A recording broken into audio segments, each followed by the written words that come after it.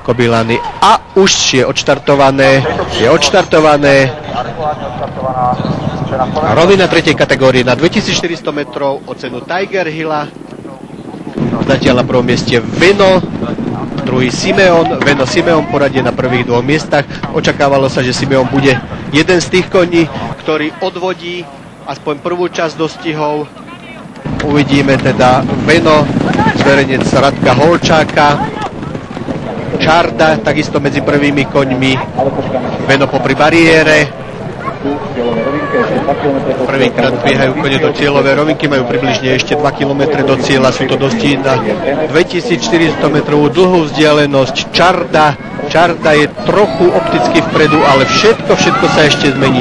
Čarda, Veno sú kone, ktoré trochu vyčnievajú pred ostatným polom. Je tam Gievont, Lenský, Čarda, Veno, Gievont, Lenský, to sú kone, ktoré sa tam striedajú teraz.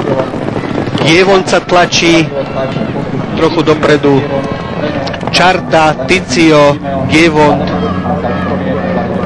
Takže uvidíme, Veno trochu už zaostal, ale je to len také odfrknutie, si uvidíme. Postaví sa na nohy Čarda, Gievont. Dva kone, ktoré udávajú tempo, kone sú opäť na protiľahlej stene.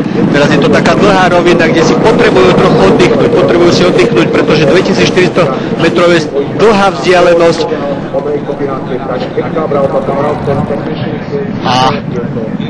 A Lenský trochu vyčnieva, útočí zvonku z ľavej strany.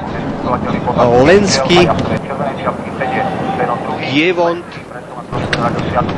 Lenský, Gievont, Sadomis, Veno sa znova chytá k predným koňom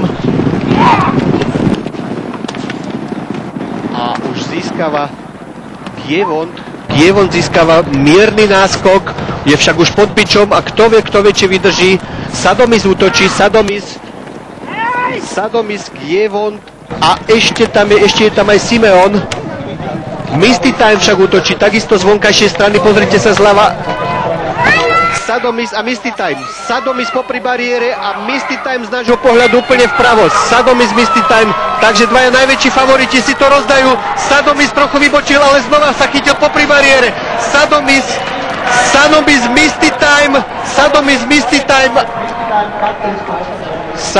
Misty Time, Argentina Arc.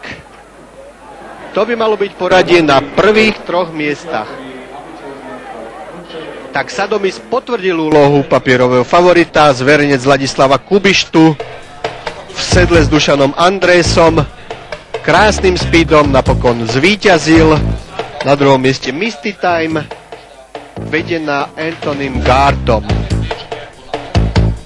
Tu je Dušan Andrés v sedle vlaňajšieho víťaza Saint-Léger Sadomisa.